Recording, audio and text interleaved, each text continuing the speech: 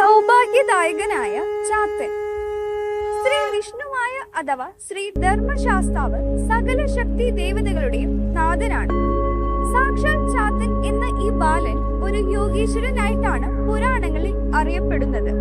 യുഗങ്ങൾ പോലും ഈ ബാലൻ ജന്മമെടുക്കാറുണ്ട്. സപ്തഗുണത്തിന് പ്രാധാന്യമുള്ള കൃതയുഗത്തിൽ ഇവൻ ശുക്ലവർണ്ണനായിരിക്കും. രജോഗുണ പ്രധാനമായ ത്രേതായുഗത്തിൽ ഇവന്റെ വർണ്ണം രക്തവർണ്ണമായിരിക്കും.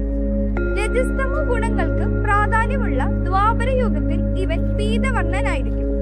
ഇനി വരുന്നത് കലിയുഗമാണല്ലോ. കലിയുഗം തമോ ഗുണ പ്രധാനമാണ്. അപ്പോൾ ഇവന്റെ വർണ്ണം നീലവർണ്ണം അഥവാ കറുത്ത നിറമായിരിക്കും. ആ നീലയ്ക്കും ഇവനെ ചാത്തൻ എന്ന് വിളിക്കാം.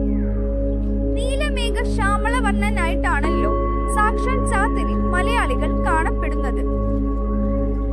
പരബ്രഹ്മത്തിന്റെ സമ്പൂർണ്ണ കലകളെയും തന്നിലേക്ക് ആകർഷിച്ച് അവതരിച്ചവൻ എന്നൊരർത്ഥവും ചാത്തന്റെ നാമത്തിനുണ്ട്. പ്രപഞ്ചഹേതുഭൂതവും തന്നിൽ ലയിച്ചു കിടന്നിരുന്നതുമായ മായയെ ഇളക്കി മറിച്ച് പ്രക്ഷോഭിക്കുന്നവനാകയാൽ സൃഷ്ടികർത്താവെന്നും പ്രപഞ്ചം മുഴുവൻ തന്നിലേക്ക് ആകർഷണം ചെയ്ത് അഥവാ നശിപ്പിച്ച് രക്ഷിക്കുന്നവനായതിനാൽ സ്ഥിതികർത്താവെന്നും ഒടുവിൽ തന്നാൽ സൃഷ്ടിക്കപ്പെട്ട് രക്ഷിച്ചു പോന്ന പ്രപഞ്ചത്തെ മുഴുവൻ തന്നിലേക്ക് തന്നെ ആകർഷിക്കുന്നതിനാൽ സംഹാരകർത്താവ് എന്നുമുള്ള അർത്ഥങ്ങളും ചാത്തന്റെ നാമത്തിന് യോജിക്കുന്നതാണ്. ചുരുക്കത്തിൽ ത്രിമൂർത്തികൾ മൂവരും ത്രിശക്തികൾ മൂവരും സാക്ഷാൽ ചാത്തനിൽ അടങ്ങിയിരിക്കുന്നു. ചാത്തനെ സ്വയം പ്രകാശി സ്വരൂപൻ എന്ന് പറയാവുന്നതാണ്.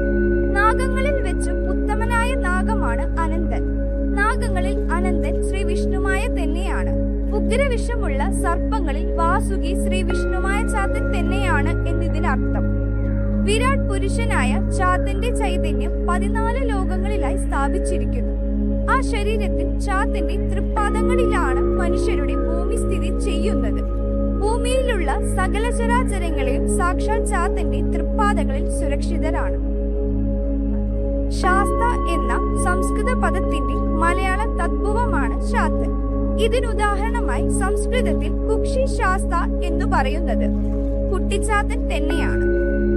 ഭൂതഗണങ്ങളുടെയും ദേവഗണങ്ങളുടെയും ശാസ്താവിനെ പൂജിക്കുമ്പോൾ മറ്റു ദേവതകളെ പൂജിക്കുന്നതിനേക്കാൾ ശക്തിയും അനുഭവവും വർദ്ധിക്കും.